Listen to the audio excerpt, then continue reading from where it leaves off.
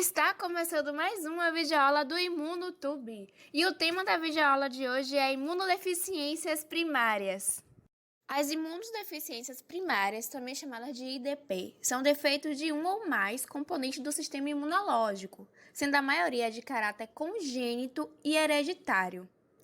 Sua prevalência geral é de 1 caso para 2.000 nascimentos, com predominância no sexo masculino e em populações com alta frequência de consanguinidade.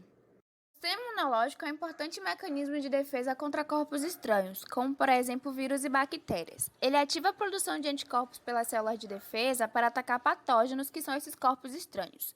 E com isso vai ocorrer a produção de uma resposta imunológica, ou seja, toda vez que o indivíduo entrar em contato com aquele mesmo patógeno, o sistema imunológico já vai lembrar dele e já vai defendê-lo.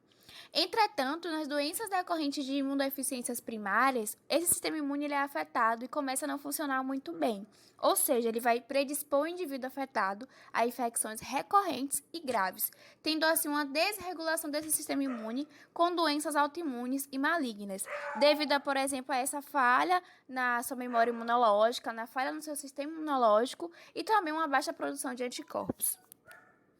As IDP podem ocorrer durante certas infecções virais, após o uso de imunossupressores no transplante, durante tratamento de doença autoimune sistêmica ou em associação com a quimioterapia no câncer.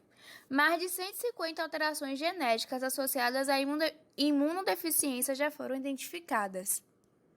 Essas doenças geralmente são classificadas de acordo com o segmento do sistema imune que está alterado.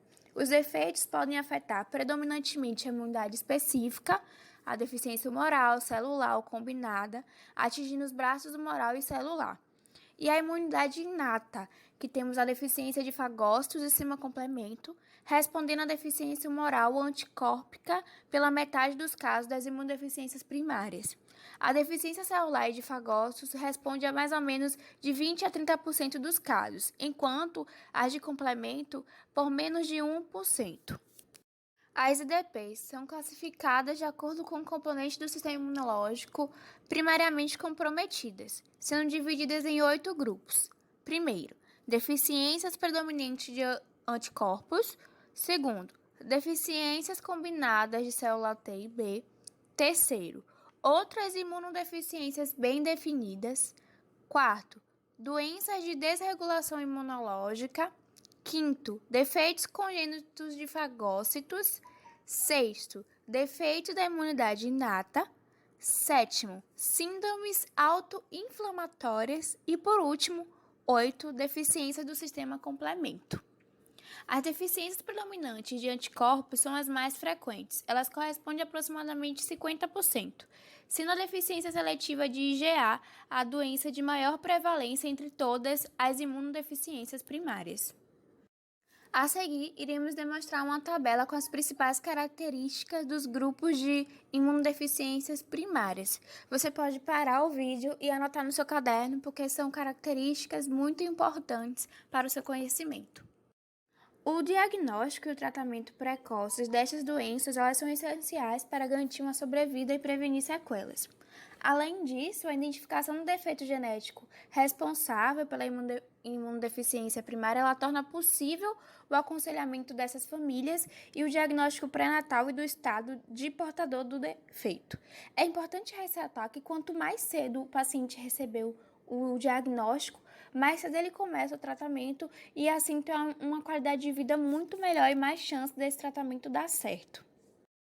O diagnóstico das imunodeficiências primárias muitas vezes é retardado devido ao pouco conhecimento do clínico quanto a essas doenças, o que só aumenta o risco de complicações e mortes secundárias a infecções e outras comorbidades. Muitos casos eles são incorretamente diagnosticados, resultando em medidas terapêuticas inadequadas. Então, deve suspeitar dessa imunodeficiência em infecções frequentes, reincidentes ou graves, que são geralmente causadas por micro-organismos muitas vezes oportunistas que têm uma duração não usual, que levam a complicações inesperadas e requerem tratamentos muitas vezes arrastados. Bom, tendo em vista essa dificuldade no diagnóstico, convém dar atenção a sinais como, por exemplo, a perda prematura da dentição ou gengivite frequente. É importante ressaltar também que os sinais vêm logo nos primeiros dias de vida, na primeira infância. Há uma dificuldade de cicatrização, há quadros arrastados de diarreia e má absorção, há também a presença de doenças autoimunes, doenças hematológicas como anemia hemolítica, e também pode haver falência no crescimento. Tudo isso são suspeitas diagnósticas de imunodeficiência primária, e dessa forma é importante perguntar sobre dentição, dificuldade de cicatrização, função intestinal e bronquiectasia. A presença de estomatite de repetição pode indicar também uma neutropenia. É super importante também avaliar a história familiar, é muito relevante, pois a maioria das imunodeficiências primárias possui padrão autossômico recessivo ligado ao X. E em relação ao exame físico, deve avaliar a curva do crescimento, do ganho ponderal, deve também avaliar características fenotípicas, que também tem que ser observada na face, no tipo de cabelo e também alterações cutâneas. De uma forma geral, na investigação de um quadro suspeito de imunodeficiência primária, os seguintes exames podem ser solicitados: hemograma completo, dosagem das imunoglobulinas, pois as imunodeficiências humorais elas são muito mais comuns comparadas às outras. Pode-se pedir também uma radiografia do cavo e do tórax, um teste cutâneo de hipersensibilidade tardia, dosagem de CH50, que é o complemento total, e também sorologia para HIV. Numa suspeita de imunodeficiência humoral, os seguintes exames eles estão indicados, como dosagem de imunoglobulinas IgA, IgG, IgE e IgM, que você pode ver a seguir no quadro 1, isoglutininas, contagem de células B, que temos a CD19, CD20, por citometria de fluxo, e resposta vacinal a pneumococo e tétano. Como foi mencionado, na suspeita de imunodeficiência humoral, pode-se solicitar a dosagem de imoglobulinas, que temos, por exemplo, a IgG, IgA e IgM. E no quadro vocês podem ver a interpretação dos níveis dessas imunoglobulinas séricas. Pode ver que na IgG, por exemplo, o diagnóstico diferencial pode ser uma deficiência seletiva de IgA, o uso de antiepilético. Então, aconselho que você pare esse vídeo nesse momento e anote, porque isso é uma anotação extremamente importante para o seu conhecimento.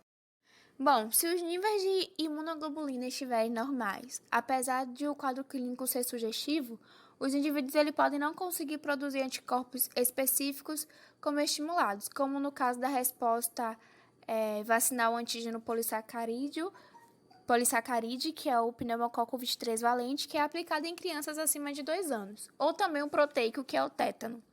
Os anticorpos precisam ser mensurados antes e depois de 4 semanas após a vacinação, devendo haver aumento de 4 vezes nos títulos para cerca de 70% dos diferentes serotipos. Pode haver uma dificuldade na avaliação dos pacientes com níveis normais até antes da imunização e com a resposta inadequada após a vacinação.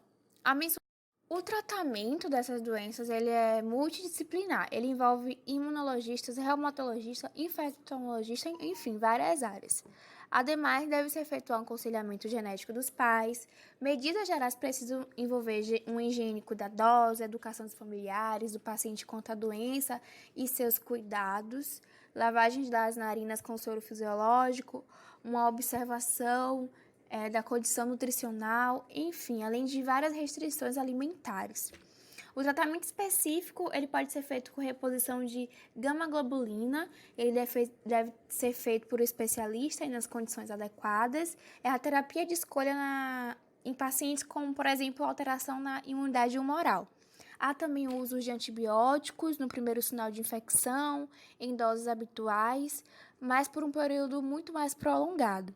O emprego dessa classe de medicamentos de forma profilática tem indicação na prevenção dos patógenos aos quais o indivíduo é suscetível, sendo essenciais nos defeitos fagocitários e nas deficiências do sistema complemento.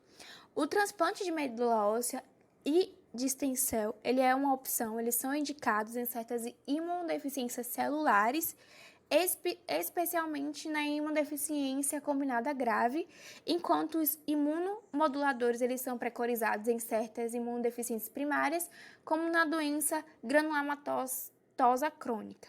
Vale ainda adicionar que a terapia gênica ela é muito promissora em muitas imunodeficiências, mas infelizmente ainda não é aplicável na prática clínica. Para complementar o nosso estudo sobre imunodeficiências primárias, fique a seguir com uma reportagem onde será demonstrado um novo teste capaz de detectar a imunodeficiência primária. Um problema genético que causa repetidas infecções na infância. O exame é feito logo depois do nascimento, junto com o teste do pezinho. Veja na reportagem da Samara Bastos por que essa descoberta de pesquisadores brasileiros é tão importante para a medicina. Johnny começou a ter infecções recorrentes. Os diagnósticos eram os mais diversos: derrame pulmonar, otite e pneumonia. Só para tratar a doença respiratória, o menino foi internado mais de 20 vezes. A dificuldade do diagnóstico pode provocar sequelas graves e até levar à morte. Essa imunidade, ela é extremamente importante. Então, sem ela, você não vive, tá? Então, quer dizer, sem o diagnóstico, o paciente vai a óbito. Em média, são necessários 6 anos para diagnosticar a imunodeficiência primária. A boa notícia é que agora um teste é capaz de identificar a doença logo nos primeiros anos de vida do bebê. Pesquisadores brasileiros desenvolveram uma metodologia que deve ser aplicada junto com o teste do pezinho. Agora, com o teste, eu posso saber se o meu filho tem ou não, se ele nasceu com ou sem SCID. Então, o que a gente vê aqui é que os pacientes chegam tão infectados que, na maioria das vezes, não aguenta nem chegar a um transplante. O teste detecta a forma mais grave da doença, aquela em que só o transplante de medula resolve. Por enquanto, apenas as maternidades de São Paulo fazem o teste. Em breve, deve ser ampliado para o SUS e todo o Brasil. Você faz um tratamento, inicia precocemente e com isso o paciente acaba tendo um desenvolvimento mais adequado. Atenção, se liga aí que é a hora da revisão. Olá pessoal, eu sou Sócrates Matos, biomédico, analista clínico e professor também de disciplinas relacionadas às ciências da saúde laboratorial. O pessoal da faculdade me pediu para falar um pouquinho sobre imunodeficiência. As imunodeficiências, elas são divididas em 2 grupos. Ou imunodeficiência primária, que é de origem genética, ou imunodeficiência secundária, que são secundárias a alguns procedimentos e algumas situações clínicas ao longo da vida. O que é mais comum quando a gente fala de imunodeficiência são as imunodeficiências secundárias. Porém, existe um grupo grande de indivíduos com imunodeficiência primária. Essa imunodeficiência primária genética pode ocorrer tanto na imunidade inata quanto na imunidade adaptativa. Tanto no braço da imunidade humoral quanto no braço da imunidade celular. Então, a imunodeficiência primária, ela ocorre na imunidade inata ou em algumas ferramentas da imunidade adaptativa. Uma coisa interessante é, geralmente aquela criança que tem muitos episódios de pneumonia ao longo da vida, muitas infecções, é interessante levar no alergologista e dar uma observada. Muitas vezes ele tem uma imunodeficiência primária em alguma das ferramentas da resposta imunológica. Yuri Martins,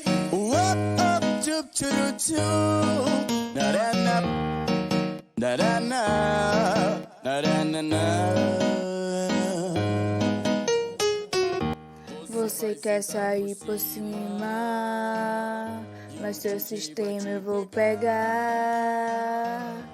Tu tentou, agora toma, não adianta nem lutar, sistema.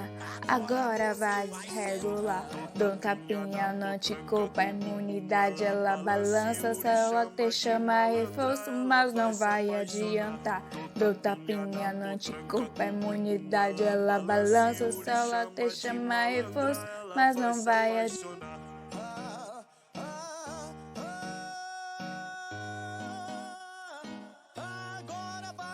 Agora vai piorar, vai piorar, vai piorar, vai piorar.